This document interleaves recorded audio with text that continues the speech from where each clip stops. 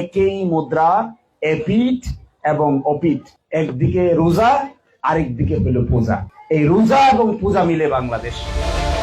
রোজা এবং পূজাকে একই মুদ্রার এপিঠ ও ওপিঠ মন্তব্য করে ধর্মীয় অনুভূতিতে আঘাতের অভিযোগে সুনামগঞ্জ ২ আসনে জামায়াতের প্রার্থী ও সুপ্রিম কোর্টের আইনজীবী শিশির মনিরের বিরুদ্ধে ঢাকার আদালতে মামলা করা হয়েছে। পাশাপাশি DSN নামক একটি ইউটিউব চ্যানেলকেও এ মামলায় আসামি করা হয়েছে। ৭ই ডিসেম্বর ঢাকার অ্যাডিশনাল চিফ মেট্রোপলিটন ম্যাজিস্ট্রেট জসিতা ইসলামের আদালতে ঢাকার আইনজীবী সমিতির সদস্য অ্যাডভোকেট রেদওয়ান হোসেন রবিন এ মামলা দায়ের করেন।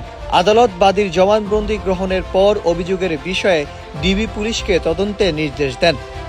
এখন যে কোনো ব্র্যান্ডের পুরাতন এসি বদলে নতুন ওয়ালটন এসিতে উপভোগ করুন 25% ছাড়।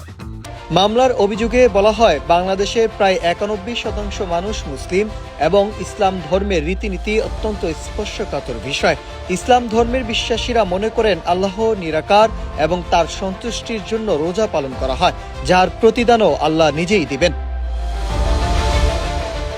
অভিযোগে আরো উল্লেখ করা হয়, সনাতন ধর্মাবলম্বীরা দেব দেবীর আকৃতি নির্ধারণ করে পূজা করলেও রোজাকে পূজার সঙ্গে তুলনা করা মুসলিম জনগোষ্ঠীর জন্য অগ্রহণযোগ্য এবং এটি উদ্বেগ, উৎকণ্ঠা ও বিভ্রান্তি সৃষ্টি করতে পারে।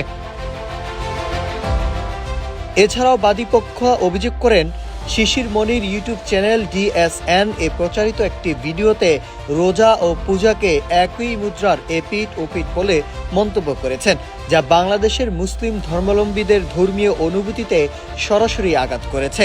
অভিযোগে আরও বলা হয়, তিনি ইচ্ছাকৃতভাবে রাজনৈতিক ফায়দা নেওয়ার উদ্দেশ্যে এ ধরনের মন্তব্য করেছেন, যা ধর্মপ্রাণ জনগণের মধ্যে অশান্তি ও উত্তেজনা সৃষ্টি করেছে। Nahid Hasan, news desk, Ittefaq.